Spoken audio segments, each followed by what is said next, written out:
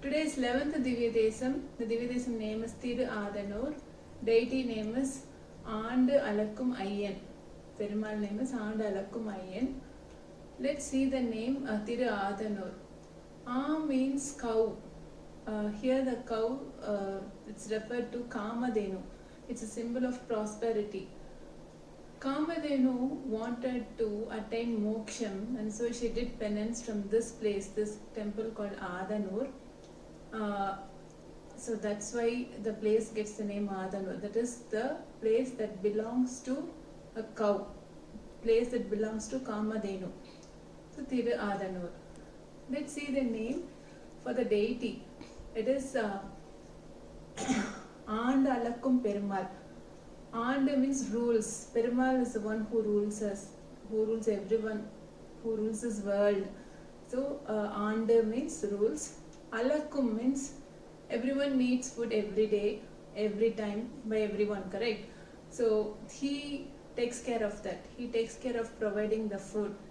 And also it symbolizes, Alakkum symbolizes this, he's measuring the good deeds.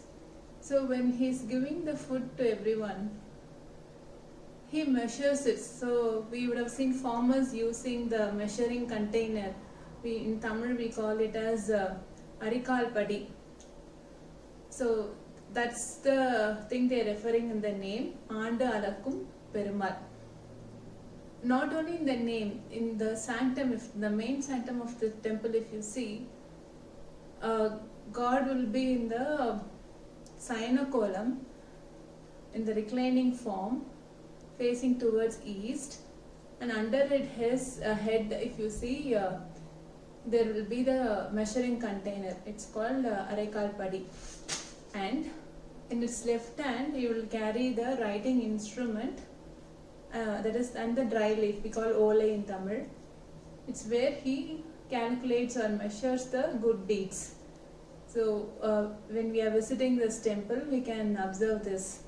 So he would be in the reclining form, holding his right hand on his head, and under his head we can also notice the Arikal Padi, that is the measuring container, and the left side he will have the writing instruments.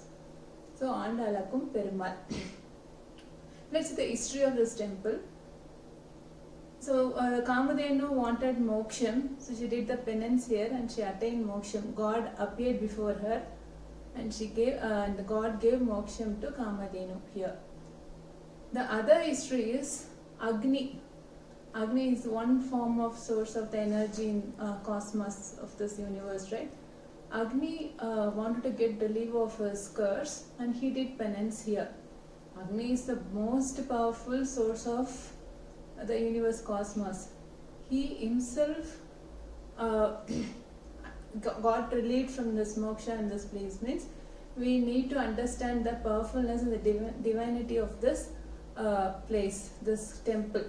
Not just this temple, all the temples that I was discussing so far, the 10 Divya Desams, and the future that I'm going to talk, all the 108 Divya Desams, or any temples for that matter, Vaishnavites or Shaivites temples, they have wonderful history, beautiful histories related to them that are most idealistic and realistic to our life.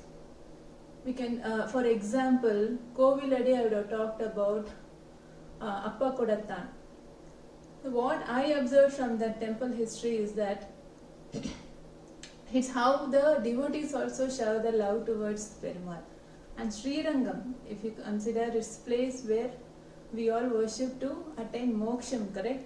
So every temple has a history to it that is beautifully we can associate to our life, to lead a happy life.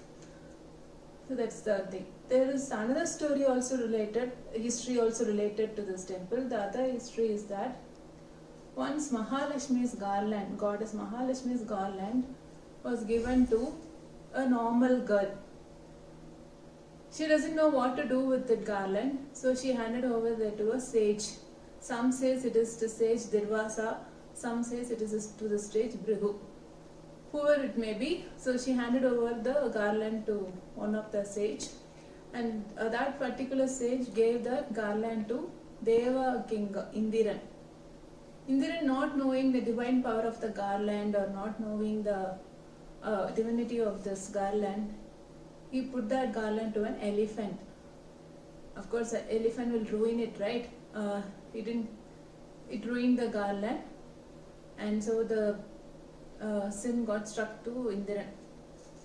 The sin is that, the curse is that he will lose all his property. So he ran to goddess Mahalakshmi and requested her to get him relief from the curse. Goddess Mahalakshmi said that she will born as a daughter called Bhargavi to the sage Brihu, and she will get married to Perumal. If he attends that marriage and sees that marriage in this place Thiruadanur, he will get rid from the curse. And so he did that. So this is the place where we can see goddess Bhargavi Tayar. So we have 3 histories associated to this temple. Let's see the architecture of the temple. Architecture, we can see Bhudevi and Tirumangalvar at the feet of the deity, and Urchava's name is Sri Ranganatha Swami, very similar to Sri Rangaswamy name, and Tayar's Urchava name is also Sri Ranganayaki Tayar, very similar to Sri Rangam. And if you see the location also, the temple will be located midst of Kollidam and River Kaveri, very similar to Sri Rangam. And Vimanam, Pranavakara Vimanam is the name. It's the same Vimanam we can see in Sri Rangam also. So there are a lot of similarities between Sri Rangam and this temple, Thiruadanur. The Urchavar name is also known as Alagiya Manavalan. We saw the Perumal's name as Alagiya Manavalan Urayur, no, second Divya Desam. So here Thiruadanur's Urchavar name is also Alagiya Manavalan. These are the details of Divya Desam number 11, Thiruadanur. Let us meet tomorrow. I'll come up with 12th Divya Desam details, friends. Thanks a lot for watching. Stay safe. Thank you, friends. Namaskaram.